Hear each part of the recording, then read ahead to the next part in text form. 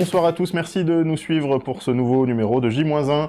Dimanche, exceptionnellement pas samedi, donc dimanche, les Black Panthers seront sur le terrain des Cougars à Saint-Ouen-l'Aumône pour la 8e journée du championnat.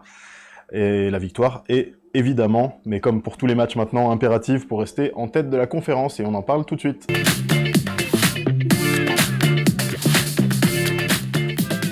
Notre invité aujourd'hui, c'est Baptiste Alirol, tight end, évidemment des Black Panthers. Bienvenue Baptiste. Merci. Merci d'être avec nous pour ce J-1. Alors Baptiste, toi tu as commencé le football américain un petit peu sur le tard, on va le dire, il n'y a pas si longtemps, 2019. Avant de rejoindre les Black Panthers, quel a été ton parcours dans le football américain justement? Dis-nous tout. Donc effectivement, j'ai commencé, on va dire sur le tard, parce que j'ai commencé, j'avais déjà 20 ans, c'était lors de ma 3e année de STAPS en fait, j'étais sur le site de Lumini, et dans ma promo, j'avais un collègue qui jouait aux Blue Stars, et qui m'a dit, mais pourquoi tu viendrais pas essayer? Donc j'ai essayé comme ça un an, j'ai fait un an aux Blue Stars, du coup avec leur équipe B, leur équipe D3, au poste de defensive tackle. Suite à ça, bon après comme j'avais changé un peu de voie aussi universitaire, j'ai dû perdre de contact avec le football américain, j'avais pas de club à proximité. Et puis 2 ans avant de venir ici, donc l'année dernière, j'ai repris le football américain au Sasquatch de Gap, avec mes collègues du coup de Gap, avec lesquels on jouait du coup en UFOLEP, on jouait sur un format de 9 contre 9. Et avec lesquels on a pu aussi faire un événement qui s'appelle les World Sports Games, et donc de faire des championnats du monde amateur en Italie il y a 2 ans de ça. C'est un beau petit parcours déjà avant d'arriver ici. On salue les Sasquatch de Gap s'ils nous regardent. Je pense qu'ils vont te regarder parce qu'on a souvent des messages qui nous disent diffuser des choses avec Baptiste. Donc voilà, c'est fait aujourd'hui. Alors maintenant, depuis la saison dernière, donc tu l'as dit, tu portes le maillot des Black Panthers. Tu as, sur ta première année, décroché le titre de champion de France élite, donc en 2024. Comment est-ce que tu as réussi à te faire une place dans l'effectif? Parce que je pense qu'aujourd'hui, on peut dire que tu as ta place dans l'effectif des Black Panthers. Alors déjà, quand je suis arrivé, forcément, c'était pas toujours facile. Enfin, on découvre plein de choses et on découvre surtout un playbook qui est vraiment dense aussi, une façon de s'entraîner différente. Donc il y a beaucoup de choses à assimiler. C'est vrai que ça peut faire un peu peur au début. Il faut vraiment montrer la volonté de tout ça et surtout de travailler. Après, on a la chance d'avoir un excellent coaching staff et j'ai la chance aussi du coup d'évoluer sur un poste où on a un import américain qui finalement est le même que l'année dernière. Donc avec Odell, de pouvoir relier de pouvoir nouer des liens et du coup qui m'aide beaucoup à progresser surtout aussi, qui me donne beaucoup de feedback, donc c'est vraiment intéressant et ça me permet de devenir un meilleur joueur quoi qu'il arrive sur le terrain.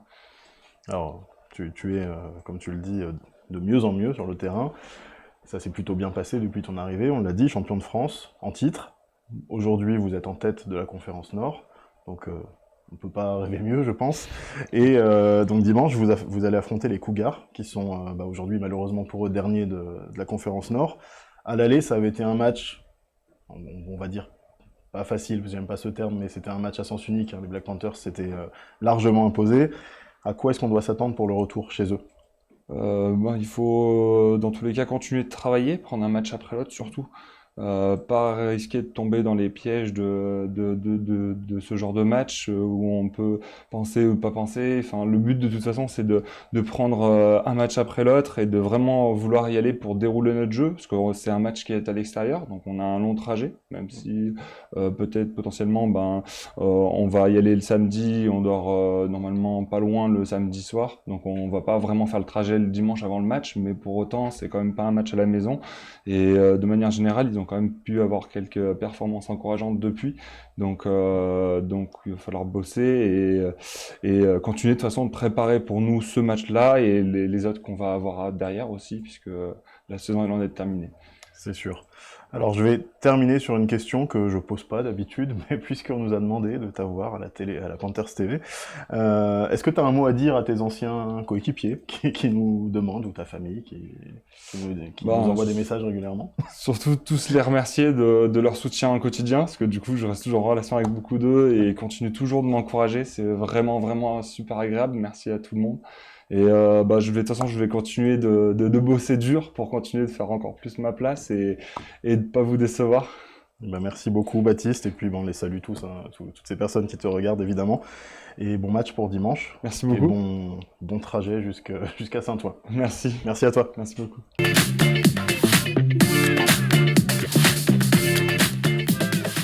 Demain, à 19h, dans la conférence Nord, le Flash accueillera les Léopards. Après 2 faux pas, le Flash n'a plus le droit à l'erreur désormais. À 20h, les Molosses reçoivent les Diables Rouges, avec là aussi un match important pour Asnières, dans la course au play-off. Enfin, dimanche, donc on en a parlé tout à l'heure, c'est à 14h que les Cougars accueilleront les Black Panthers, avec certainement pour eux aussi l'envie de décrocher une première victoire, puisqu'ils n'ont pas encore gagné un seul match cette saison. Dans le sud, les Argonautes qui sont 5e vont accueillir les Dauphins qui sont eux 6e, demain à 19h, dans un match qui sera là capital pour le maintien en Division 1. À 20h, les Ours iront défier les Blue Stars, et dimanche à 13h, l'Iron Mask, toujours leader invaincu, fera face quant à lui aux Grizzlies catalans.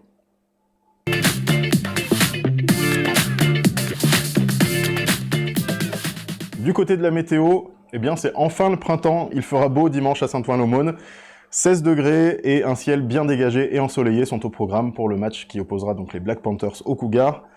En revanche, le vent devrait souffler avec des rafales aux environs de 40 km/h. Méfiance donc pour le jeu de passe.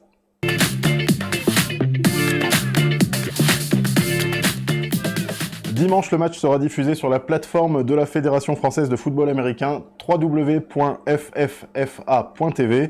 Le coup d'envoi sera donné à 14h. Et puis de notre côté, on se retrouvera au Stade Moina pour la dernière journée de la saison régulière. Ce sera le 3 mai, avec un match entre les Black Panthers et les Molosses. Et là, il y aura du gros spectacle et puis un enjeu important pour la première place. Mais avant ça, rendez-vous déjà le 18 avril pour un nouveau J-1. Ce sera la veille du match Léopard Black Panthers. Et comme on le dit à chaque fois, allez les Blacks!